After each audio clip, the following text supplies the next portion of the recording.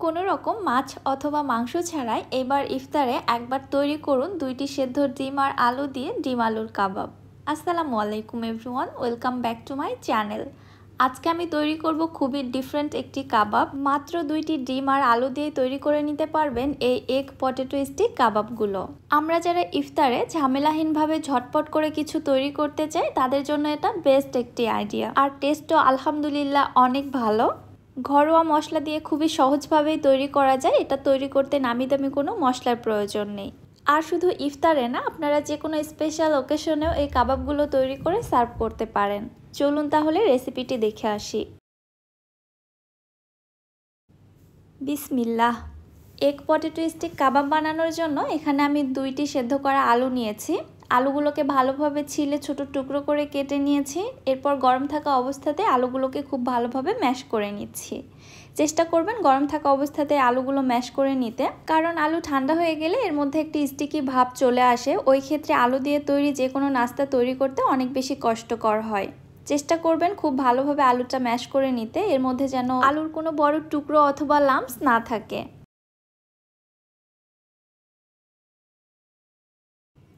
আলুগুলো খুব ভালোভাবে ম্যাশ করে নিয়েছি।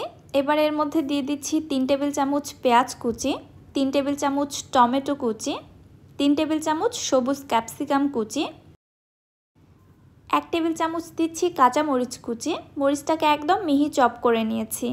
1 টেবিল চামচ দিচ্ছি ধনিয়া পাতা কুচি। মশলার মধ্যে দিয়ে দিচ্ছি এখানে হাফ চা চামচ ভাজা জিরার গুঁড়া, হাফ চা চামচ গরম মশলা গুঁড়া, হাফ চা চামচ দিচ্ছি চাট মশলা, 1 চা চামচ দিয়ে দিচ্ছি চিলি ফ্লেক্স, সাথে আরও দিয়ে দিচ্ছি 1/4 টিস্পুন হলুদের গুঁড়া, হাফ টিস্পুন দিচ্ছি আদা গুঁড়া, হাফ টিস্পুন রসুন গুঁড়া। সবশেষে দিয়ে দিচ্ছি স্বাদ মতো লবণ। এখানে আমি 1 চামচের মতো লবণ ব্যবহার করেছি। এবারে হাতের সাহায্যে সব কিছু আলুর সঙ্গে খুব ভালোভাবে মেখে মিশিয়ে নিচ্ছি। আমি এই কাবাবের মধ্যে জাস্ট গ্রিন ক্যাপসিকামটা ইউজ করেছি। আপনারা চাইলে রেড অথবা ইয়েলো ক্যাপসিকামগুলো এখানে ইউজ করতে পারবেন। সব কিছু খুব ভালোভাবে মেশানো হয়ে গিয়েছে।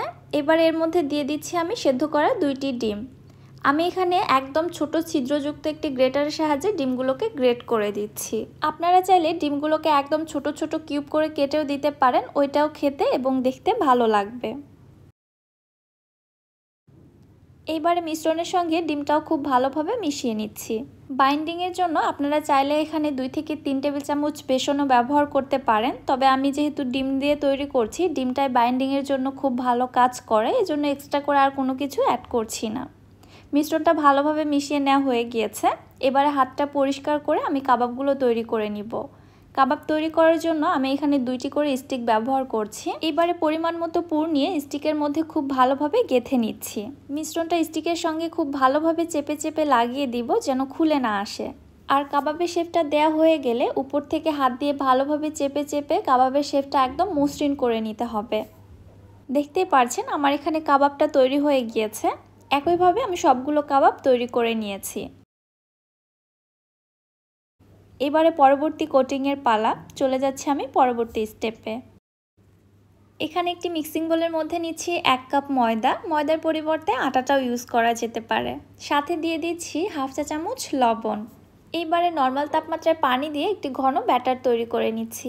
পানিটা একবারে ঢেলে না দিয়ে অল্প অল্প করে ঢেলে দিয়ে একদম ঘন ব্যাটার তৈরি করে নিতে হবে, কারণ এই ব্যাটারটি যদি পাতলা হয় তাহলে কাবাবের উপরের লেয়ারটা খুব একটা ভালোভাবে কোটিং করা যাবে না, অনেক বেশি প্রবলেম হবে। এছাড়াও তেলে ভাজার সময় ফেটেও যেতে পারে। আমি ঠিক এরকম একটি ঘনত্বের ব্যাটার তৈরি করে নিয়েছি। এবারে আগে থেকে তৈরি করে রাখা একটি করে কাবাব নিয়ে এই ব্যাটারের মধ্যে ফার্স্টে ভালোভাবে কোটিং করে নিচ্ছি। এরপরে উঠিয়ে এক্সট্রা ব্যাটারটা ঝরিয়ে সঙ্গে সঙ্গে আমি ব্রেড ক্রাম্বসের মধ্যে কোটিংটা করে নিচ্ছি। আপনাদের হাতের কাছে ব্রেড ক্রাম্বস না থাকলে পাউরুটির গুঁড়ো অথবা টোস্ট বিস্কুটের গুঁড়ো এগুলো দিয়েও কোটিংটা করে নিতে পারবেন। এই কোটিংটা একটু ভালোভাবে চেপে চেপে বসিয়ে দিব যেন তেলে ভাজার সময় ব্রেড ক্রাম্বসগুলো খুলে না আসে।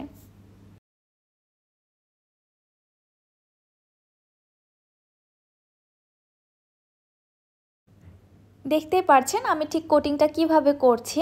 একটু সময় নিয়ে কোটিংটা করার চেষ্টা করবেন, তাহলে দেখবেন তেলে ভাজার সময় কাবাবগুলো ফেটে যাবে না। একইভাবে আমার সবগুলো কাবাব কোটিং করা হয়ে গিয়েছে। এবারে চলে যাচ্ছি চুলাতে কাবাবগুলো ভেজে নেওয়ার জন্য।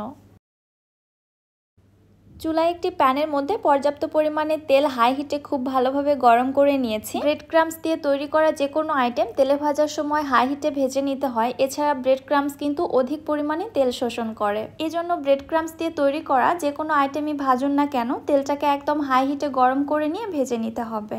আপনারা একটু প্যানের দিকে মনোযোগ দিয়ে লক্ষ্য করুন তেলটা ঠিক কীরকম গরম, আশা করছি আপনারা বুঝতে পারছেন। আর কাবাবগুলো তেলে দেওয়ার সঙ্গে সঙ্গেই কিন্তু তেলের মধ্যে অসংখ্য পরিমাণে বুদবুদ ক্রিয়েট হয়েছে। সো বুঝতেই পারছেন তেলটা কতটা গরম করে নিয়েছি। প্রায় 1.5 থেকে 2 মিনিটের মতো উল্টে পাল্টে ভেজে নিয়েছি, কারণ এর মধ্যে যে আলু এবং ডিমগুলো ব্যবহার করা হয়েছে এগুলো আগে থেকেই সেদ্ধ করা রয়েছে, ভেতরে কাঁচা থাকার কোনো চান্স নেই। 1.5 থেকে 2 মিনিটের মতো ভেজে নিলেই এনাফ। সবগুলি কাবাব ভেজে নিয়েছি। এবারে দেখুন কাবাবগুলো কত বেশি লোভনীয় হয়েছে। ইফতার টেবিলে যদি আপনারা এরকম একটি আইটেম রাখেন সকলের নজর তো ওই দিকেই চলে যাবে। শুধু ইফতারের কথা বলছি কেন, আপনারা যে কোনো স্পেশাল ওকেশনেও এই আইটেমটা টেবিলে রাখতে পারেন, আপনার খাবার টেবিলের লুকসটাই চেঞ্জ করে দিবে। শুধু তো দেখতেই সুন্দর হলে হবে না, টেস্টের কথাও বলতে হবে। টেস্ট আলহামদুলিল্লাহ অনেক বেশি ভালো, একদম অন্যরকম একটি টেস্ট পাবেন। গরম গরম এই কাবাবটি খেতে আমার কাছে তো অনেক বেশি ভালো লেগেছে, আশা করছি আপনাদের কাছেও ভালো লাগবে। রেসিপি কেমন লাগলো অবশ্যই আমাকে কমেন্ট করে জানাবেন। ভিডিও ভালো লাগলে চ্যানেলটি সাবস্ক্রাইব করে দিবেন এবং যারা ফেসবুক পেজ থেকে দেখছেন পেজটিতে একটি লাইক অথবা ফলো দিয়ে দিবেন। সো আজকে আর বেশি কথা বাড়াচ্ছি না, আজকের মতো বিদায় নিচ্ছি। আল্লাহ হাফেজ।